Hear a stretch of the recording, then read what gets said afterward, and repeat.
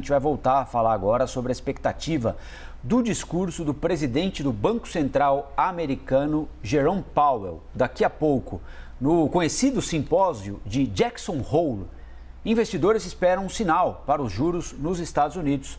Sobre esse assunto, nós vamos ouvir a economista-chefe da AC Pastor e Associados, Paula Magalhães. Paula, bom dia. Muito obrigado pela atenção aqui com a CNN Brasil, viu? Imagina, bom dia a vocês, bom dia a todos que estão assistindo.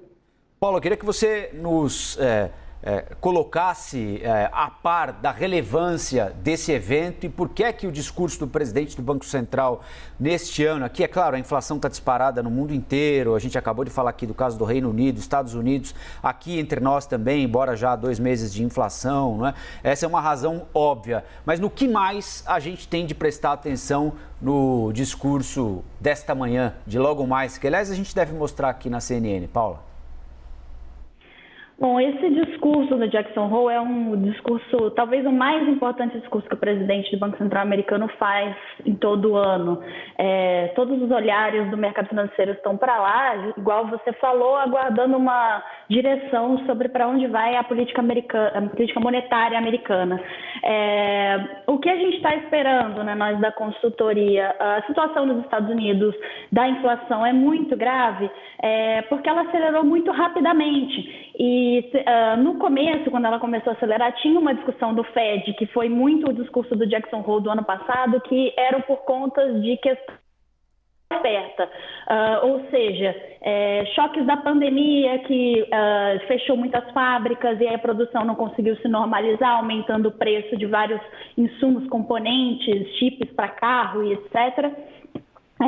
E choque energético também, que se intensificou esse ano com a questão da guerra na Ucrânia, que aumentou bastante os preços de petróleo, por exemplo.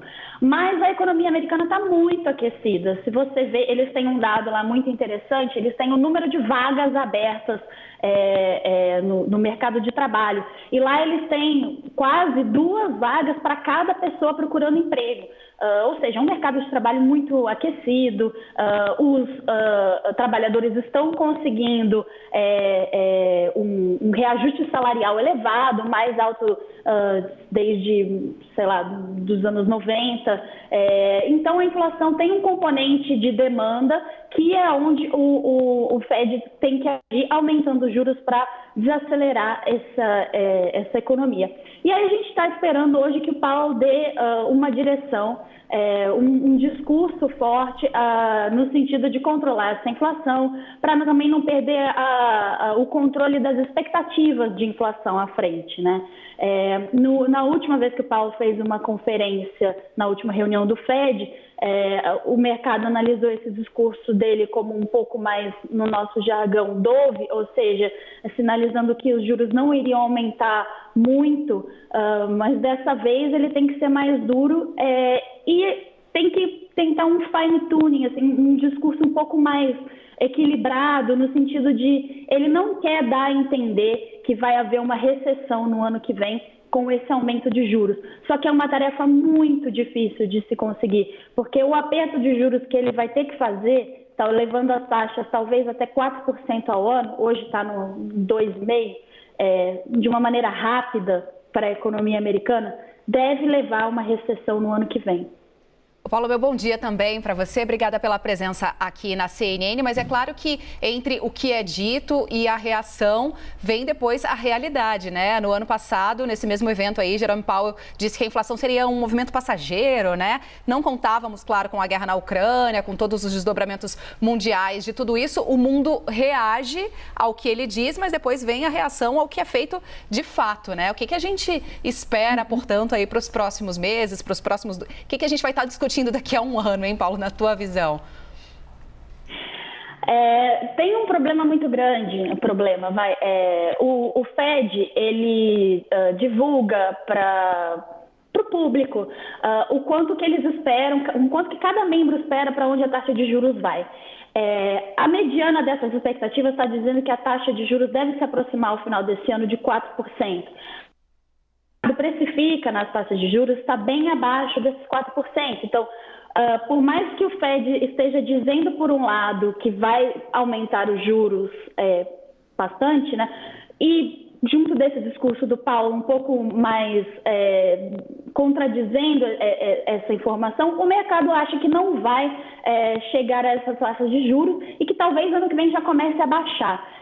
O Paulo tem que tentar dar uma direção para esse mercado, dizendo assim, olha, nós vamos fazer a nossa tarefa, ao mesmo tempo ele vai tentar diminuir os erros, os medos de uma recessão, dizendo nossa tarefa não vai gerar uma recessão.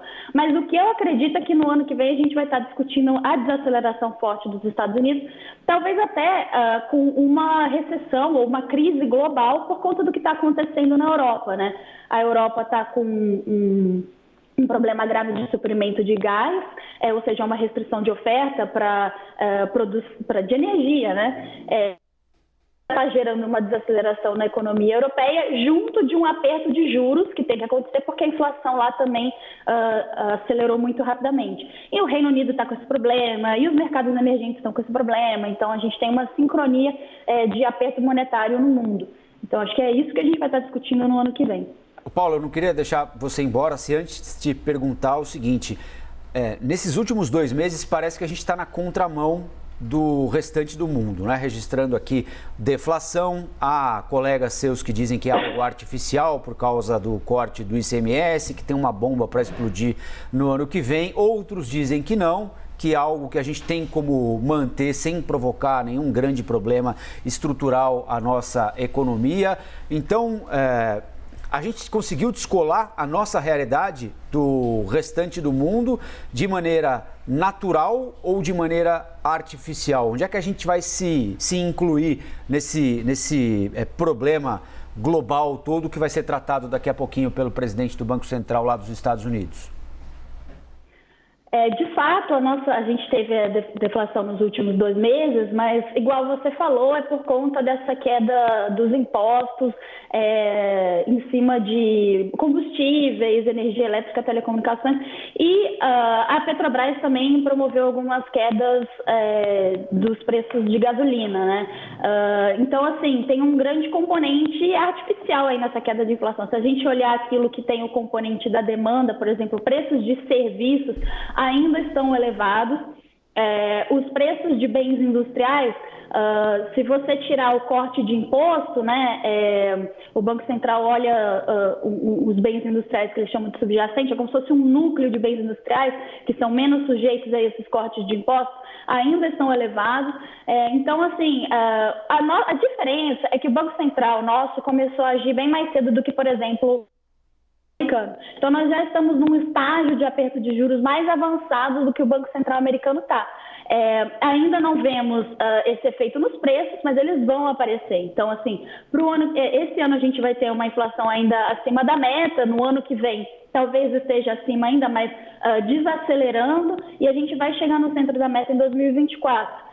Sem que o Banco Central precise promover muitos mais aumentos de juros daqui para frente, diferente do que está acontecendo nos Estados Unidos, que eles estão ainda, não diria no começo, mas dentro do ciclo ainda, continuando o ciclo ainda.